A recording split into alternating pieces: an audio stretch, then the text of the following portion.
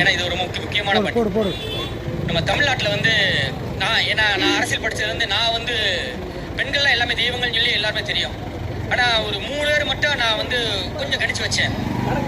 3 பேர் சாபங்கள் அப்படின்னு சொல்லி நான் கணிச்சு வச்சேன்.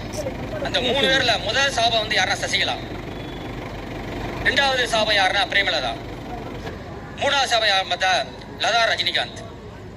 இவங்க 3 பேர் தான் மிகப்பெரிய சாபங்கள். நான் வந்து இந்த மீட்டிங் வந்து பகிரங்கமாக சொல்கிறேன். லதா ரஜினி வந்து அரசியல் ஒதுக்கிட்டாரு. ஏன்னா அவருக்கு எவ்வளோ டார்ச்சர் வந்துச்சு, என்னென்ன பிரச்சனைகள் வந்துச்சுன்னு சொல்லி அவர் ஒய்ஃப் மூலம் எவ்வளோ பிரச்சனை செஞ்சது அவர் ஒதுக்கிட்டாரு. நீ வேண்டாம் அரசியல் வேண்டாம்னு ஒதுக்கிட்டாரு. 2வது சசிகலா அவங்க கட்சிக்காரங்க ஒழிச்சிட்டாங்க.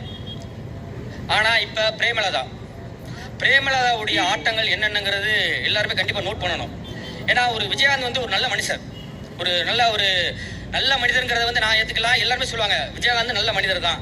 ஆனால் விஜயகாந்தை வச்சு அந்த அம்மா என்னென்ன படம் காட்டுச்சு, ஒரு பொம்மை மாதிரி ஒரு பொம்மையாட்சி நடத்தி எவ்வளவு ஒரு கீழ்த்தரமான அரசியல் பேட்டி கொடுக்குது. ஒரு ராஜ்யசபா எம்பி வேணும், 14 சீட்டு வேணும். இது வந்து ஒரு கூட்டணி பேசுற அழகா? இன்னும் கொள்கை இருக்கு, இன்னும் இருக்கு, இதை நாங்கள் செய்வோம், இப்படி செய்யுங்க, மக்களுக்கு செய்யுங்க அப்படி கேட்கறது ஒரு கட்சியோட அழகா? 14 சீட்டு கொடு, ஒரு ராஜ்யசபா எம்பி கொடு. அதனால ராஜ்யசபா எம்பி எந்த வட்டமே இந்த மாதிரி ராஜ்யசபா எம்பி யாருமே கேட்கல. கண்டிப்பாக வந்து இவங்க ஜெயிக்க மாட்டாங்கன்னு தெரியும். அதனாலதான் ராஜ்யசபா கேட்கறாங்க. அதனால இந்த தேர்தலில் கண்டிப்பாக பிரேமலதா ஒழிக்க வேண்டிய நபர். அந்த சான்ஸ் நமக்கு வந்திருக்கு. கண்டிப்பாக நம்ம ஒழிப்புங்கிறத இந்த நேரத்தில் கூறுகிறேன். நன்றி, வணக்கம்.